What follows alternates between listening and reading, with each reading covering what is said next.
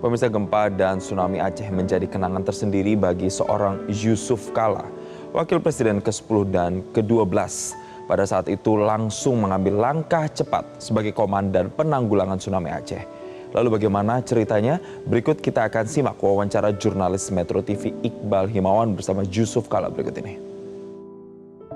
Untuk mengenang peristiwa bencana saat itu dan juga merawat memori dari tsunami yang terjadi 2 dekade yang lalu. Kita akan berbincang langsung saat itu menjabat Wakil Presiden sekaligus Kepala Bakornas pada saat bencana tsunami ini terjadi. Ada Pak Haji Muhammad Yusuf Kala. Pak JK, Assalamualaikum. Waalaikumsalam. Sehat Pak? Sehat, Alhamdulillah. Sehat ya, tapi kalau kita berbicara 20 tahun yang lalu Pak JK, tidak terasa ya Pak ya? Iya betul. Sudah 2 dekade. Tapi Bapak saat itu masih terasa nggak Pak detik-detik pada saat Bapak pertama kali mendapat kabar terkait dengan tsunami itu waktu itu kalau tidak salah dengar dari radio?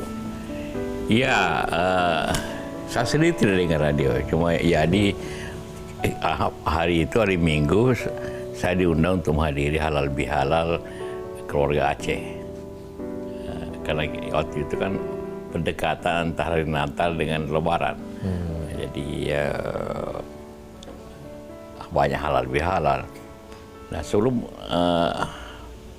naik ke mobil, saya terus disampaikan bahwa Aceh ada soal, ada bencana, tapi kita tidak tahu apa, karena tidak ada kontak. Jadi saya minta hubungi gubernur. Gubernur ternyata ada di Jakarta, gubernur Aceh, ada di Jakarta untuk menghadiri acara tadi itu, acara halal bihal masyarakat Aceh di Jakarta dan sekitarnya. Saya minta Panglima tidak ada hubungan, Kapolda tidak ada hubungan.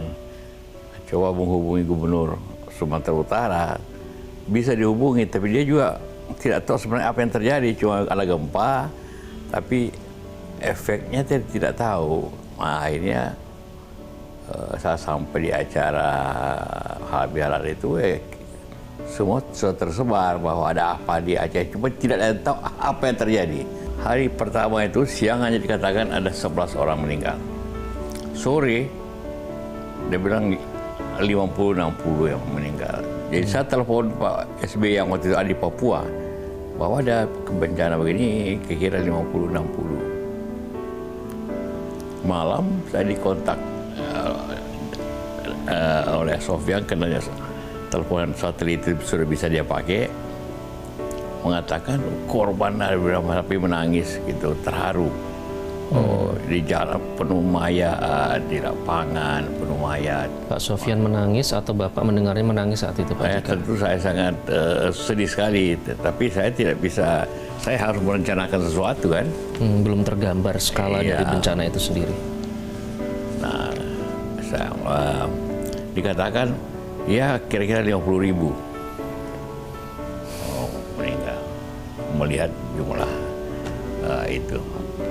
Soalnya pagi-pagi berangkat juga dengan beberapa menteri. Hanya kita lihat keadaan, saya juga menangis lihat itu bagaimana masyarakat begitu banyak meninggal di jalan-jalan, di lapangan, di rumah-rumah, di dekat masjid. Ya kita perkirakan 50.000. Apa yang paling membuat Pak JK tersentuh Pak waktu lihat langsung di situ? Otomatis, pastilah. Saya tidak pernah lihat mayat sebanyak itu. Jadi saya bayangkan bagaimana hebatnya bencana ini. Saya keliling. Setelah itu sudah diambil beberapa minta keputusan. Contohnya, bagaimana rakyat menangis, tidak bisa lapar. Karena sudah 1 hari, 1 malam itu hanya makan apalah sekedarnya, masih menangis.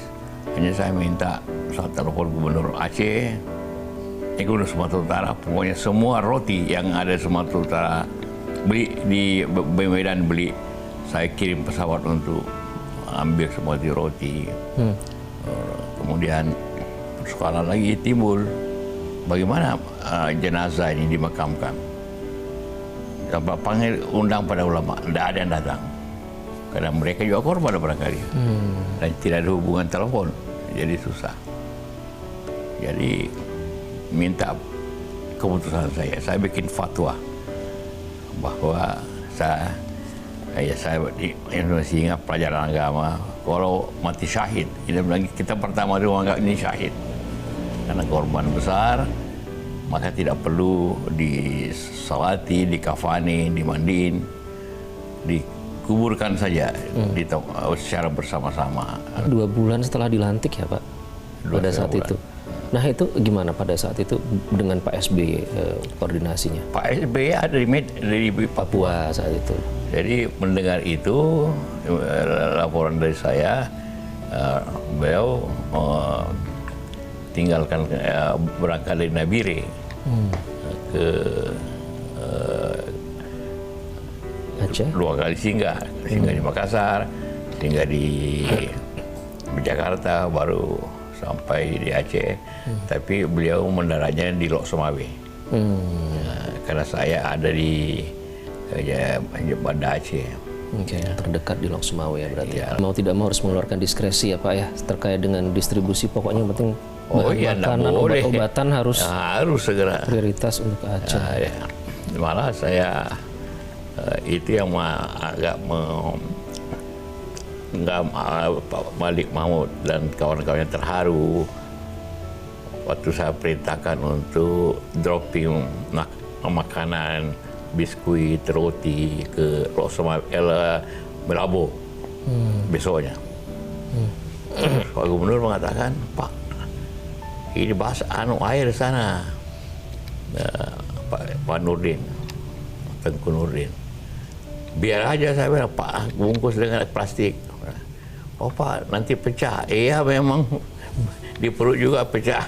Ini banyak gam, nanti gamnya karena gam juga manusia, kasih makan juga. Itu antara yang memperlunak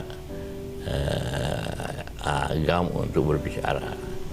Karena pemerintah saya menganggapnya bahwa itu kita perlakukan sebagai manusia, gam juga.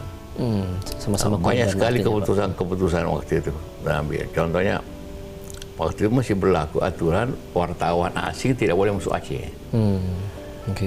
Sedangkan banyak menunggu di Medan. Jadi saya bikin cabut itu peraturan. Semua orang yang mau ke Aceh boleh ke Aceh asal mau bekerja. Tujuannya Pak, membolehkan wartawan asing masuk saat itu apa Pak? Agar ini diketahui dunia. Sebenarnya yang pertama menyiarkan itu Metro TV kan. Bagaimana Bapak memandang peran Metro TV Pak saat itu sebagai media pertama yang berada di lapangan dan turut membantu masyarakat yang terkena tsunami Pak? Iya, itu mendorong masyarakat semua untuk datang sebagai relawan seluruh Indonesia dan juga membantu dana, membantu logistik yang lainnya. Itu. Nah, setelah tersebar secara dunia, negara-negara yang dekat, Singapura, Malaysia, Jepang, pada datang semuanya, relawannya pada membantu. Tsunami yang terjadi di Aceh ini seperti menjadi benchmark untuk penanganan dan juga mitigasi Pak bencana di seluruh dunia, bukan hanya di Indonesia. Iya. Bapak melihat itu apa pelajaran penting yang bisa didapatkan Pak? Jadi waktu itu saya sebagai ketua Bakornas. Ketua Bakornas itu mengkoordinir kementerian-kementerian yang punya kemampuan kayak PU, Perhubungan, Kesehatan, dan kementerian yang ada terkait lainnya untuk segera memberikan bantuan ke masyarakat. Dan kemudian kita bikin tanggap darurat, namanya 6 bulan. Kita bikin 6 bulan tanggap darurat. Pemerintah semua menjamin kebutuhan masyarakat, membuat rumah sederhana, rumah pengungsian, dan juga persediaan makanan, logistik yang perlu. Itulah mulai istilah tanggap darurat itu dilakukan yang berlaku 6 bulan. Dan 6 bulan harus menjadi tahap rehabilitasi dan rekonstruksi. Tapi ada waktu itu konflik kan, ada GAM.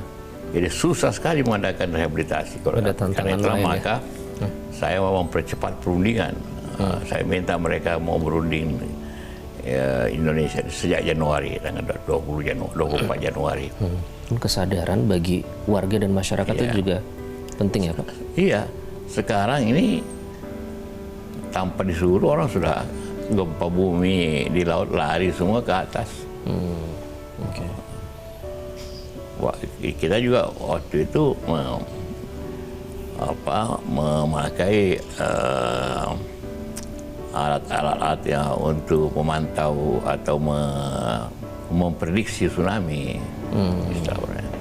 Tapi sekarang sudah banyak yang tidak beroperasi, tapi masyarakat sudah belajar dari situ ya. Lari aja, ada tsunami atau tidak ada tsunami, pokoknya lari. Oke. Pak JK, terima kasih atas waktunya. Kita bukannya ingin menakut-nakuti, tapi ingin membangun awareness atau kesadaran kembali, mengingat dan juga merawat memori terkait dengan tsunami di Indonesia. Sekali lagi terima kasih, Pak JK. Yuk.